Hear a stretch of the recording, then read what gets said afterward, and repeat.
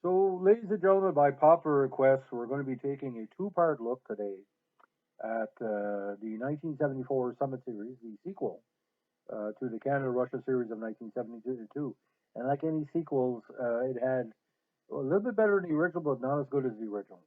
Now, this podcast is dedicated to three very great sports fans and sports writers in the province: Bruce Hallahan, the Franklin Gleaner, one of my colleagues for many years, NBCC Woodstock alumni like me, Dwayne Tigley, the great writer and editor for the Moncton Times, and of course my old pal Nathan DeLong, former sports writer for the Bugle, currently a great young junior reporter for the membership leader, and also he's a great supporter of all sports media in the province.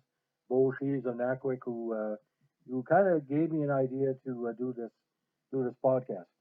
Now, for the Americans that never heard of the Summit Series, and for the Canadians that do know about it, this was the second of two competitions between Team Soviet or Russia and Canadian professional hockey players. Canada, or Team International, as it was called, was represented by WHA players instead of the NHL players that played in the 72 Summit Series. This series was dominated by the Soviets with four wins, one tie, and four wins, one loss, and three ties. But WHA did quite well. They had a lot of stars on the team. Gordie Howe, Bobby Hull, Jerry Cheevers, Paul Henderson, Frank Mahovlich. A very, very strong roster.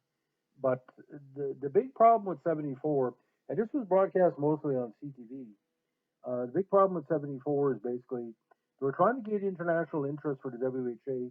There was even talk about a WHA franchise in Europe because another, what do you call, the European dominance in the WHA at the time. Now, negotiations for the series started in earnest at the 74 World Junior Hockey Championships, where actually the Russians approached Jack Devine and Gordon Jukes of the CHHA, or Canadian Amateur Hockey Association, regarding having another series. The event was initially supposed to be only 6 games, but it was later extended to 8. Now, because the WHA players had been summarily banned from the 72 series, Bobby Hull, who was not allowed to participate in 72, was made kind of the unofficial heavy captain for 74, and it was opportunity for Hull and Howe to finally play for Canada against the Soviets. Now, you got to remember, the 68 Olympics was the last Olympics Canada had participated in. They were boycotting the World Championships for a number of years until 77 as well, because they weren't allowed to use their own professional players, while the Soviets, obviously, they were employees of the Red Army or the Army itself. They were getting paid. Now, three big goalies for Team Canada, young prospects Don McLeod and Jill Gratuny de Luni Grato. And of course, Vladislav Tretiak came back for the series because, majority of Team Russia was also their Olympic and World Championship team. Now, the WHA was only 2 seasons in flight, as we say, but he had some good prospects. Uh, Also, Pat Stapleton, who played in '72. You had Mark and Marty Howe, and Team Canada players were paid a pittance, $6,000 Canadian for participating in the series, which seems kind of light. Now, when I really got interested in this series, this is how it worked back then. Grade school students across Canada were asked to put together postcards that were provided or messages to Team Canada, similar to the 72, where Team Canada was getting a lot of, telegrams from home. Now, the broadcast of the series didn't really have the same resonance in Canada or the same ratings because as well the original master tapes were destroyed many years ago. Now, Video Service Group or Corporation, who worked on salvaging some of the series, released the DVD, and 7 of the 8 games were released on a 4 DVD set with a Summit Series documentary as a bonus feature. Now, Game 5 of the series was lost because for some reason the transmission from Russia, like it was in '72, was quite terrible. Now, what the summit of what's called the summit in '74 um, mostly dealt with, and there's a very interesting website about it. It's called chidlovsky.com about the '74 series, which gives a basic summary. What really stand out for me was not only Team Canada's kind of minor and major league combination for Team International. It was the very distinct jerseys for Team Canada. It was a very busy jersey for them to play in. With Canada in the front, 74, and the flag logo on the front as well, international on the back. And Team Canada's roster, I just want to go over this because we're going to talk about the games individually. Because we had some really really strong former NHLers here. Okay, you had Rick Lee, Trombley, former Montreal Canadian, Mike Shaky Walton, former Boston Bruin and Maple Leaf, Reggie Gould, which played with Montreal, Brad Selwood, the underrated Andre Lacroix, Tommy Webster, again, Gordy, Marty, and Mark, Pat Stapleton, Ralph Backstrom, the former multi-time Stanley Cup winner of Montreal, Jimmy Harrison, of course, Bobby Hull, Rick Smith, who I met at the Boston alumni game in Woodstock 10 years ago, great guy, talked a lot about his years in the NHL. Paul Schmier, Paul Anderson, Bruce McGregor, Serge Bernier, very underrated forward for the Nordiques. Mark Tardif, another former Montreal Canadian who went to the Nordiques. Johnny McKenzie, who didn't have a chance to play in '72. Al Hamilton, Barry Long, the veteran Pat Price, Frank Mahovlich, Wayne Dillon, Gavin Kirk, and then Jerry Cheevers, Sobachek, Ron Chipperfield, and Jules Graton. Billy Harris as head coach, Hull as player coach, same with Stapleton. And Billy Harris was a very dedicated mind, to the squad. Now for Team Russia, a lot of talent in Team Russia that year. Gusev, Fedorov, Vasiliev, Kapustin, very, very underrated player. Alexander Malslev, Lebedev, Boris Mihailov, as Gary Bergman say, please do not kick me. Popov, Alexander Yakushev, Vladimir Petrov, Harlamov. Again, Anderson, which was a very underplayer, Bodanov, uh, and a bunch of kind of Red Army and you know second and third liners. Now, I would figure this Team Russia was just as strong as '72, but obviously there was no comparison with Team Canada '72 and '74. Most of the veteran players with Team Canada were long in the tooth, and but it was interesting to see Jerry Cheevers. Because Jerry never really was considered a big international player until the series.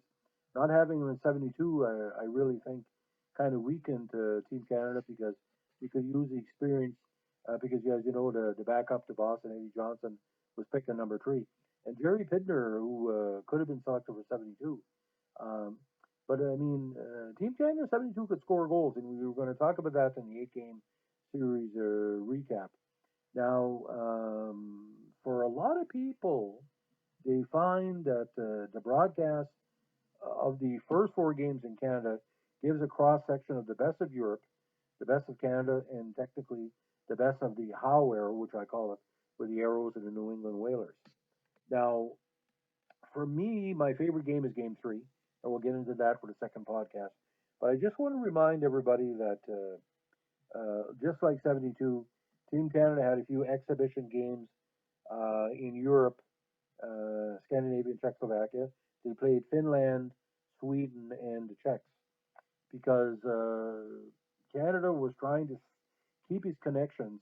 And you got to understand too as well. There was a lot of rumors of players from Czechoslovakia and the Eastern Bloc defecting, and we saw Vaclav Nemensky later on.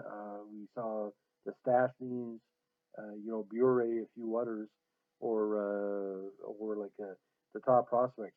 But for me, '74 Summit is in the eye of the beholder. I see a lot in that series. People didn't really take it seriously because nobody took the WHA seriously. This may have extended the impact of the WHA for a couple of years, but you got to understand in Quebec, the WHA was always strong because of the Nordiques and because of the broadcast rights. I think most of the games were showed on Free Quebec TV, but out west, not as much. And the U.S. franchise at the time were very unstable, and a lot of them were caught up in the money charge that a lot of the former NHLers came in. How it worked back then, ladies and gentlemen, if an NHLer was towards the end of his career, just like the NFL sometimes, where Tom Brady left Patriots to go to like Tampa Bay. Uh, Back then, the NHL players would go to the WHA, get the last 2 or 3 paychecks because you still had a basic draw. But what was totally bizarre for me, ladies and gentlemen, is the fact is to see Jerry Cheevers play above these levels. It's probably the last consistent number of games that Cheevers had played because Jules Gilbert was starting to push him a little bit in Boston. But for me, like I said, that era between 74 and 76 with the rise of the Flyers, the rise of Buffalo, French Connection, the re-rise of Montreal, Toronto was strong, Islanders were growing. It was a good time for hockey. There was a lot of talent out there. But like I said, everybody thought the WHA was a geezer league, and I still think they are. Again, first podcast, thanks for listening. Second one will detail the games in Quebec City, Toronto, Winnipeg, and Vancouver, which mimicked the locations of 72 to a T, and in Moscow. But what was interesting about this series, this was played over almost a month, was a little bit more stretched out. But as a lot of people said, Canada had no shortage of offense in this series. It was defense that they had trouble with, and we're going to talk about that. They were basically not outplayed, but outscored. We'll talk about that. So on this COVID Thursday, we're starting to call it. Please be safe. Just a shout out to all my friends in New York. We're praying for everybody. We hope that the many ventilators you need come your way. Canada's going to be helping you guys out down the road. We're hoping that once we can work on cleaning up some of our cases across Canada, we can show a lot of love to our U.S. Brothers and sisters. And as an Aboriginal person, the Creator has taught me to share when need be. We don't want to see any more of our American brothers and sisters, or in Italy, or in Spain, or worldwide die from this. It's unfortunate, but sometimes these things occur. There's nobody to blame. The universe shall unfold as it should. Uh, don't know what's going to wrap up, but we hope everybody wash your hands, try not touching your face. Maybe get the guy from Schitt's Creek to say, "Don't touch your face," if you know the joke about Schitt's Creek. So, anyway, on this Sports File Thursday, COVID Thursday, we wish everybody good luck. And if you like it, podcast, like, subscribe, comment.